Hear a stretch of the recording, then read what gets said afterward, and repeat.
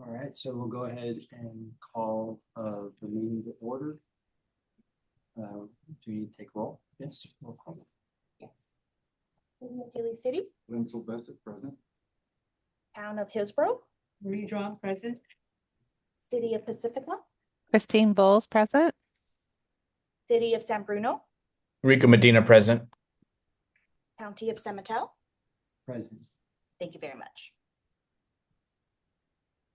And for the record, just so I understand, I know that Commissioner Bowles, Commissioner Medina are appearing online. Are they? Is that actually present for the meeting? Okay, so they'll be. So why don't we go ahead and note them as being as attending, but attending telephonically, but not present as members. And so at least we notice that they're here, and then we'll take them in public comment and include their public comment in the meeting notes. So with that, let's go ahead and move. So the other question I have then, if there's okay, so so moving on to number 2, public comments, correspondence, and announcements. Public comments is reserved for persons wishing to address the Emergency Service Council Finance Committee on any emergency services related matters that are not otherwise on this meeting agenda. Do we have any public comment? No public comment. Back to you. Okay, we'll go ahead and move item 3, action to set agenda and approve the April 9th, 2026 meeting minutes. Is there any comment on that item? No, any public comment on that item? Okay, I have a motion to approve the minutes and we set the agenda. So moved. Glenn Sylvester, Daly City Secretary. Okay. Roll call vote. Okay. City of Daly City. Sylvester, aye. Town of Hillsborough. Yes. City of Pacifica. They can't vote. Okay. So I'm a yes. Okay. County of San Mateo. Yes. Okay. Thank you very much. You're welcome. So we do have a quorum. We have a quorum and it motion passes. And we'll move to item 4, hazmat program update. Can we forward the slides? The clicker. I think it's being shared. Austin, can you?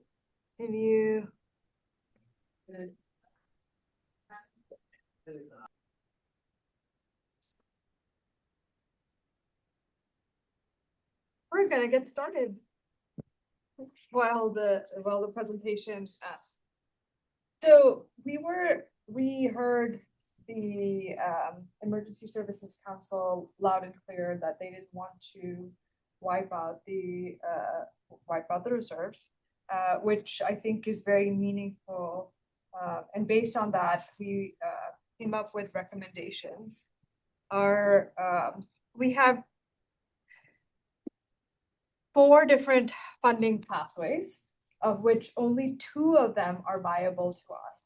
So the funding pathways that are not viable to us right now are 100% prepayment and the lease purchase with 100% prepayment. Those are not viable pathways. We're going to talk about viable pathways. There are 2 viable pathways, each of which could have many different scenarios. The first one is purchased upon payment upon delivery, and that is your standard purchase. We are estimating right now that it will cost us $2 million to get the vehicle. We have some quotes, and it is also important to note that come January, this number will increase by at least 10%. This is a standard practice that has happened. The second pathway is partial prepayment option. So we pay half of it upfront and half of it when we receive it. And currently we're looking at a 5-year time to receive the vehicle. The discount that we will have if we prepay is about $135K. So we have chalked out a few different scenarios, keeping in mind what the Emergency Services Council has said. So if we go purchase upon delivery route, so we keep everything with us and just do the contract, we see a funding gap of 335K if the trust fund is at 50K at the end of 5 years. So looking into the future, 5 years. And then the estimated increase to the Emergency Services Council only for the vehicle increased about 5% to the cities and to the county.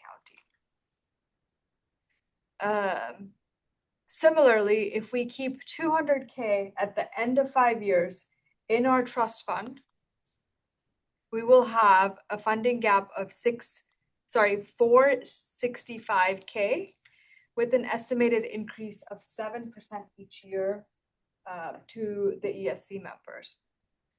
And then if we keep our current minimum floor, which is 500K, we will have a funding gap of 765K with a 12% increase to each of the cities over the 5 years and to the county.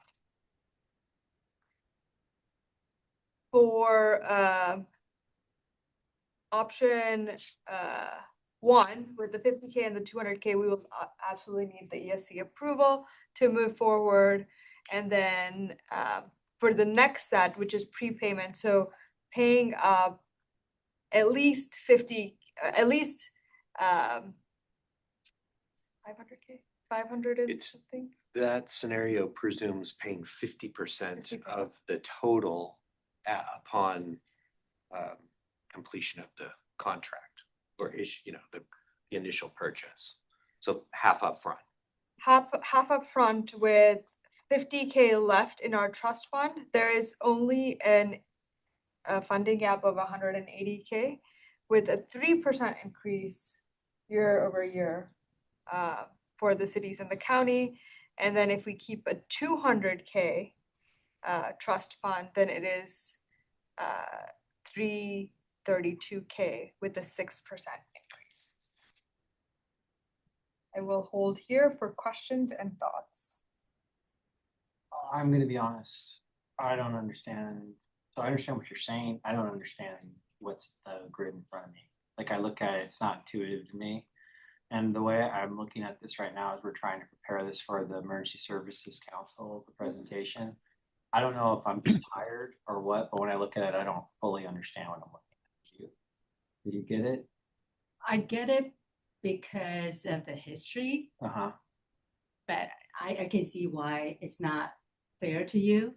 Mhm. I want to I have a questions regarding this because I was at the board meeting, the council meetings, and I think that there is a concept of what is a trust fund, and they're looking at that as a reserve. Emergency Service Council does operate differently. We do have staff who are from the county. I mean, God forbid something happen. If we are wiped out on our trust funds, we will still be able to operate. We will still be operating. I mean, I just think that that is the case. That's my understanding. So first of all, I think that we need to kind of understand if we're going to keep the reserve or the trust fund, what does that mean? Does that mean that say the cities, the membership that they're not, they just have the funding, they're not asking for their city council to now add more money to, in their budget for considerations? So what exactly are we getting? That's what the part about the trust fund. Because I think that most of the council members at the discussions really look at it as if in any cities, we need to have a 6-month operations. We need to maintain that we have staff. Everything is going forward with that, so that's why we're looking at it. And if we equate that with the trust fund that we're talking about for the Emergency Service Council, which I would like the difference of that is not the case, then when we're discussing this, what is the significance of keeping the trust fund at the level of the 50K or the 200K, right? Because with or without that number, your staff is going to continue to operate. You're under the county. We, the cities, will still be able to tap into the specialty that you have, and you will still be coordinating for the emergency effort should it elevate it to that level. You can, so, yeah, and I agree with all of that. Can I ask just real quick, is the 300, so when I look at the first slide on the left, the 2 million, and it says 335 is the funding gap, there'll be a remaining trust fund balance of 50K. Does that mean the funding gap, the 335, is gonna have to be financed then after that? Or what's the significance of the funding gap? The solution is to increase the cities and the county portion by 5% on the sinking fund piece year over year. So everyone would right have to pay 5% more to pay off the Yeah. 335. And then the 335, is that 335 is due at the time of delivery? Correct. So we're saying there's this much we're putting for it, and everyone's gonna put the 5%. And then at the end of all of that, the trust fund balance is still gonna be 50K in the red? Okay. In the black. In the black, it's gonna be, so why is it red? So that's the thing I It's don't. red it's like because gray and then the other's it's green. red because it's going under the 500K. That is the policy that we have to keep it at 500K. But that's a good observation. So I would say we'll need ESC approval because and then finish the sentence because it goes under 500K threshold. Okay.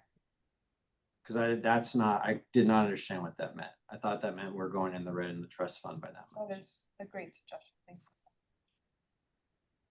Yeah, that makes sense. And then, I'm sorry, remind me, there is a reserve of 150. So the reserve for because comes the way the county funds the JPA, it comes through our budget. So it is our reserve that then backs the. Okay, I want to add estimated ESC budget increase for vehicle annually starting, and then what year? Great.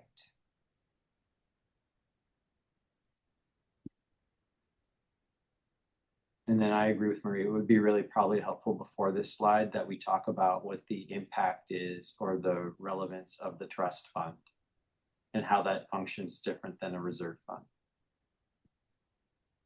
And I also think that in this whole scheme of the graphic, I think what you're trying to say is if you do the prepayments 50% beforehand, at the end of the day, you save 135,000, right? I would like to know, because I think that's what one of the non-viable options that you talk about is just, if we have the funding, that's what you were asking at the last, and I think that the board members were not ready to, because they don't have enough information to make that decision, is that you were saying, we go all in. We do saving upfront, and we also do it this year for the order. We place the order this year, so we avoid the 10% increase next year. I think that there are two types of saving that you're looking at, but that is asking the board to say, we agree we should wipe out the trust fund. Yeah. And I think that we're trying to understand what does that trust fund help us carry over, right? Yeah, I think those are really good because in this case, there's a written in 135K discount that's saving part one. Saving part two is that the cities and the county the increase to fill the gap, 180K, will only be 3% year over year versus 5, 7, 12%. So thank you for that. All right, and I have another suggestion for the other side, the green side. Yes, It is not clear to me what is the prepayment. I think you said it's like half. 50%, yeah. So I would put down, so then the portion that needs to be paid off upon the receipts is $1 million, or what is it? It's 900.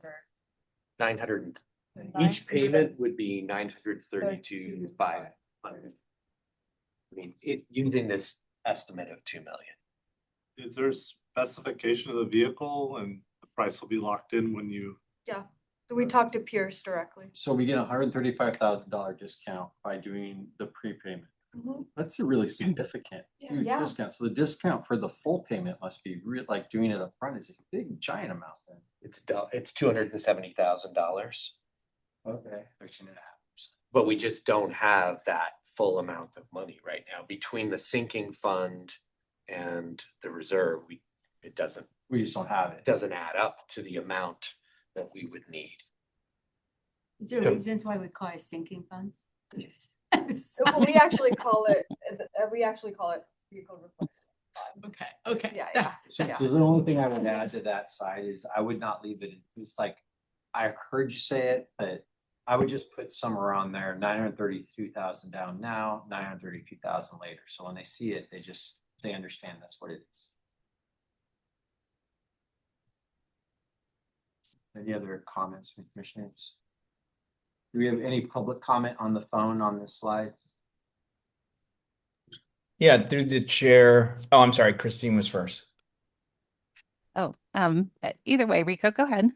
Okay, mine will be quick. I just wanted to reemphasize what Marie had said, because I think that was the trying to wrap the head around it of, yeah, but we need reserves, but they're not reserves, they're trusts. And I think that definition really needs to be quantified. I think the other element in the room was, it was usually in most council or boards world is up to X dollar.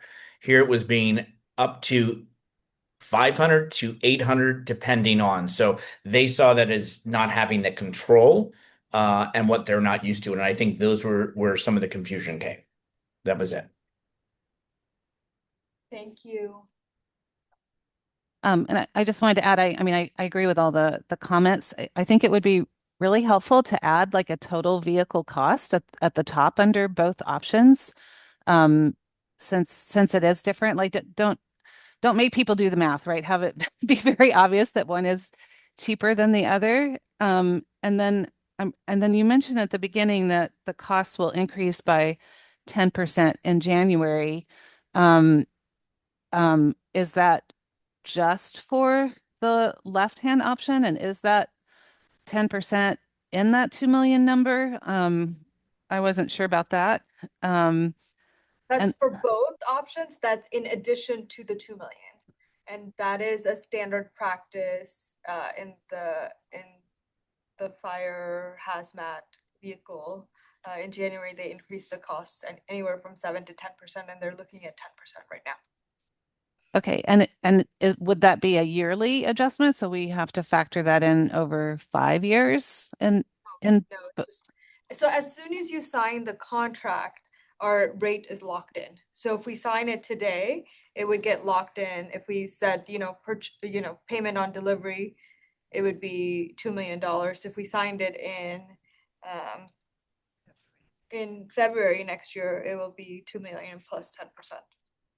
okay, so in both options, we can avoid the 10% by signing before the end of the year. Yes. Okay.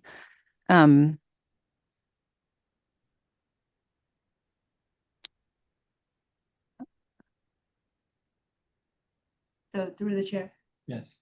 I do think that this graphic is really confusing. Mm-hmm. And the reason it's confusing is because we are talking about purchasing a vehicle. And as far as I'm on the council for some time, and I don't think that we ever owned a vehicle. Like it's under the hazmat, the Mateo Consolidated, owns it. They replace it, and we through the contract pay for it.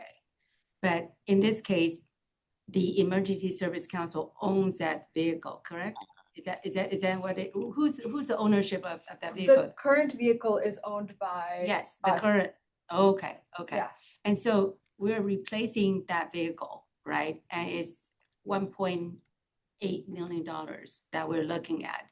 And I think there are two things that we're looking at, and we kind of lump it all together. It's already kind of confusing. So I think that there are two things that we're looking at. One is we have $1.8 million that we would like to spend on this vehicle. There are two ways we can do it. Either we pay up front or we pay it at the end of the 5 years. And here's the cost. Here is, 1.8 at the end of it if we sign the contract now. And if we do it in 2027, we'll be paying another 10% on top of that. The other is that we pay 50%, which is 900,000 now. And, by the time that we receive it 5 years from now, we save 135,000. And in fact, if we paid it up front, we save 270,000, right? Again, I think you need to remind our board, this is what the scenario. Now we go back to the trust funds. What does it mean? Does it really mean what it means in terms of the reserve?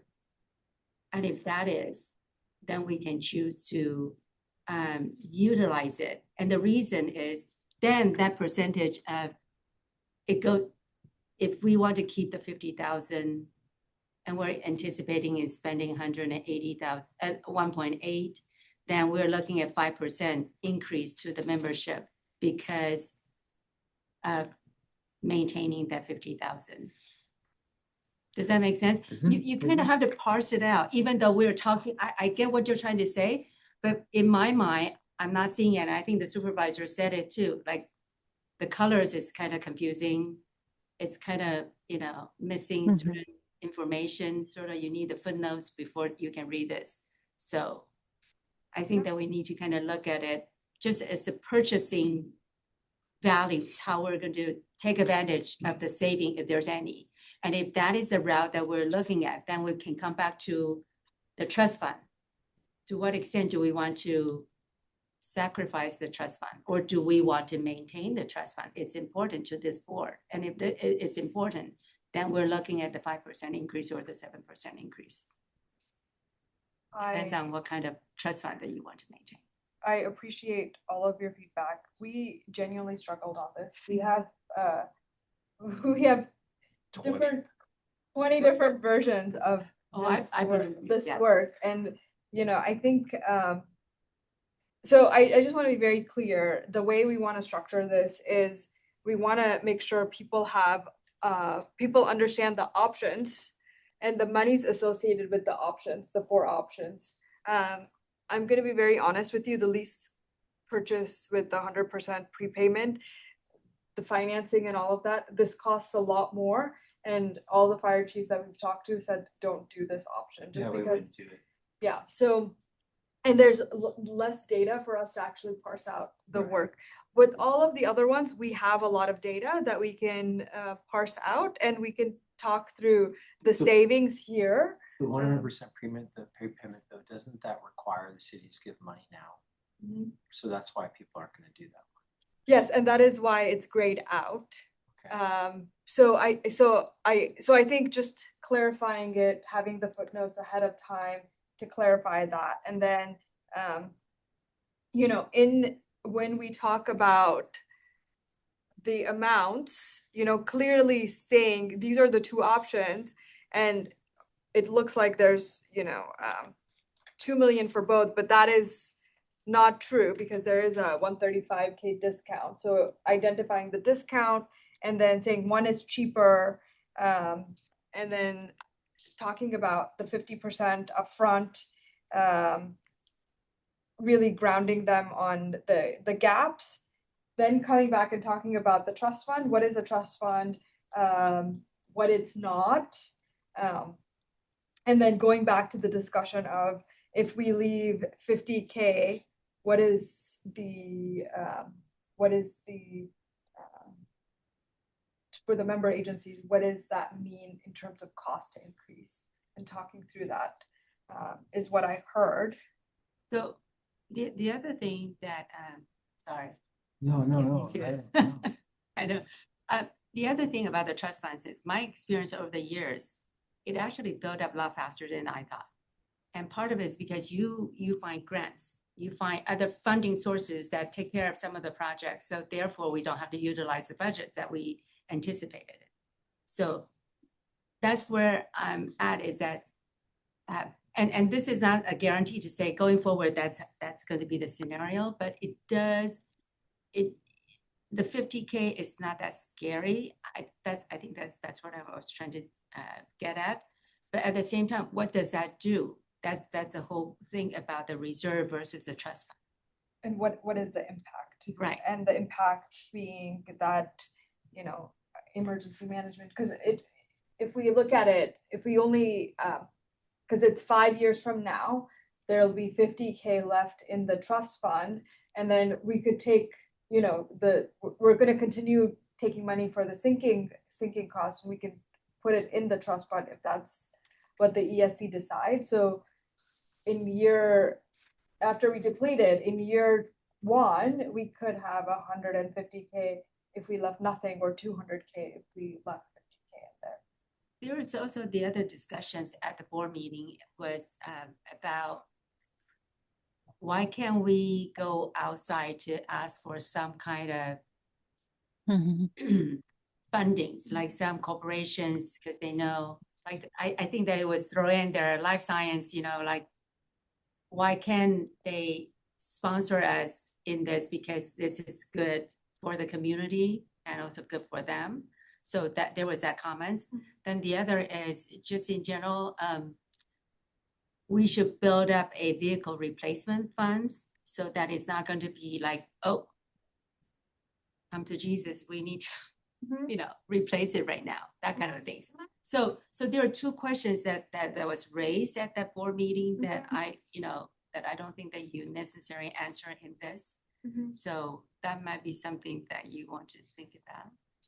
Thank you. So we have answers to that. We did convene the life sciences, and we looked at the data in terms of response or call outs to life sciences. It's very minimal. Over the last 2 years, it's less. It's like 5 to 7%. Most of these life sciences have their own response. So it's mostly a consultation type of call. And there wasn't a willingness to freely give either. In terms of the ask from the chair to ask all the fire districts, we did do that work. Menlo Park Fire District agreed to pay the cities back for their portion of it, but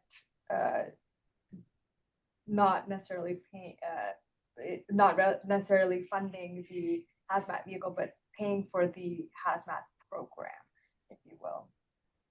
So we're discussing the mechanics of that, but that is something that has happened. The other fire districts are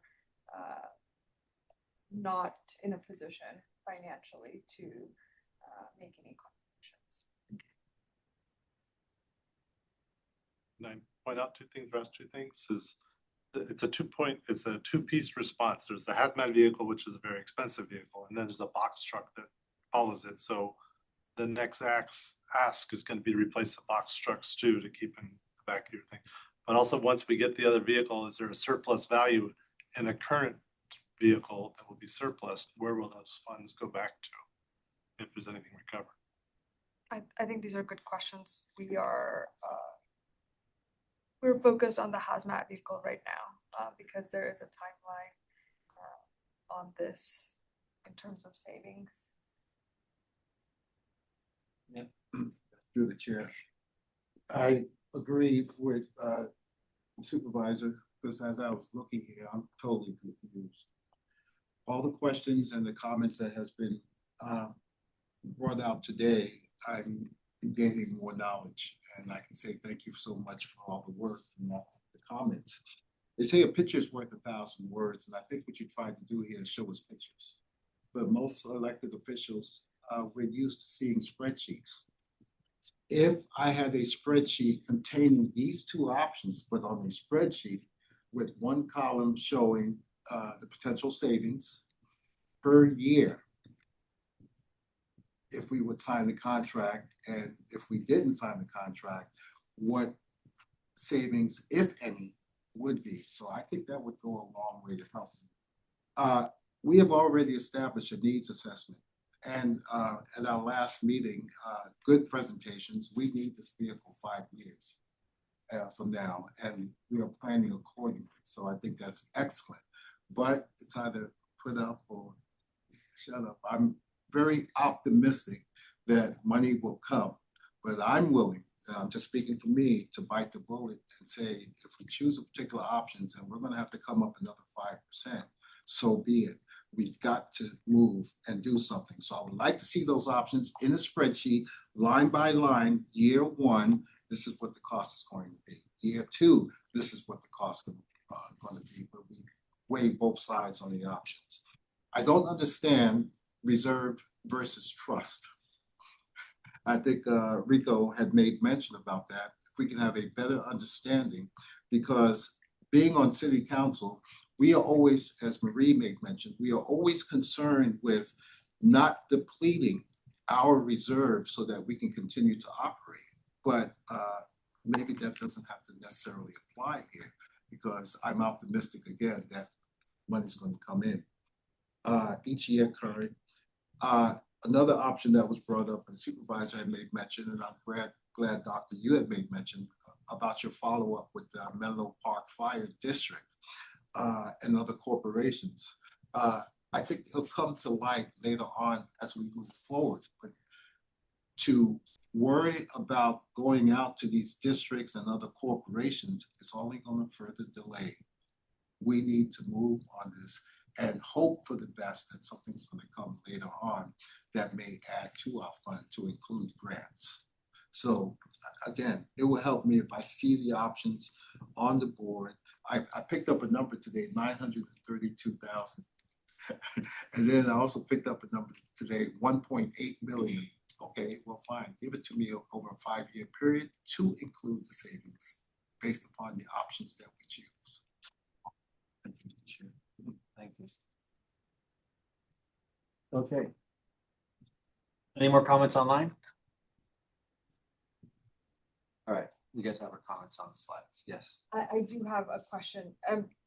Do you want me to present a recommendation based on these two options?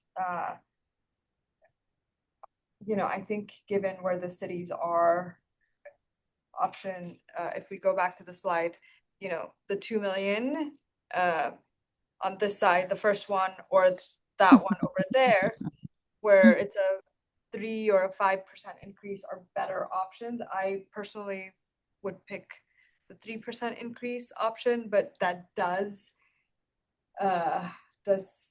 only leave 50K in our trust fund, which I am okay with. I know the ESC collectively didn't feel okay with that, but if there's a way that I can explain the difference between a trust fund and a reserve, would the finance committee be able to support my recommendation? Your recommendation to do which one, the 3% or the one on the right or the one on the left? 3% would be the best one. Prepayments with the 3% increase going forward. I don't have a problem with that. So with I don't have the a problem with it. Let me ask, does anyone online have a problem with that? Make us a deal that we can't refuse. Yeah, I think it sounds like the finance committee is fine with you making the recommendation. I think you are demonstrating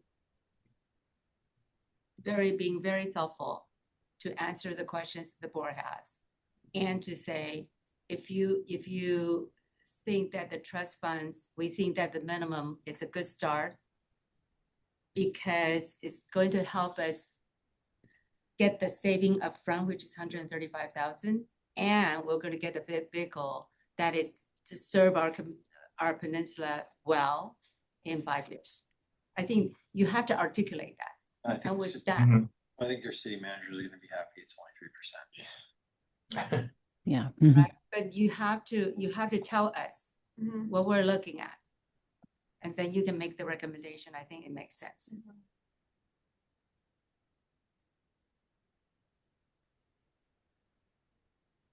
Okay, So with that, we're gonna move on then from item 4 to item 5, report outs related to Emergency Services Council. Do we have any report outs? Any public comments online, any report out? I have one. I'm being asked by a climate reporter from KQED about the Super El Nino coming and what we're doing to prepare for that. It would be lovely to know what other cities and the county are doing. You know, we're in Pacifica, we have a new city manager. We're talking about doing a tabletop for the first time in a long time, but yeah, I don't really know how to answer that question. Why don't we prepare an answer for that for the Emergency Services Council meeting? We'll just anticipate that's going to come out as a report out question. Thank Does you, that Ray. work, Christy? You're That welcome. sounds great, Ray. Thank you. Okay. No other report outs, and we are adjourned.